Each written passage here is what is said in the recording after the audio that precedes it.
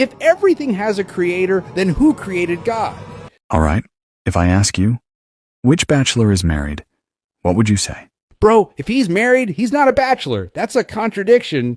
Exactly. And if I ask you, can Brother John give birth to a child? Obviously not. A man can't give birth. Right again. Or if I say, did you see a tall, short man? That doesn't even make sense. How can someone be tall and short at the same time? Exactly.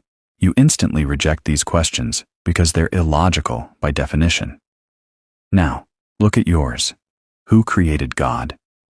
By definition, God is uncreated. If he's created, then he's not God.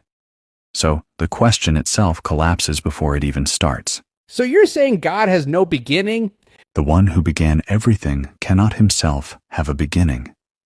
If everything required a creator, you'd have an infinite chain of causes, and nothing would ever exist. How?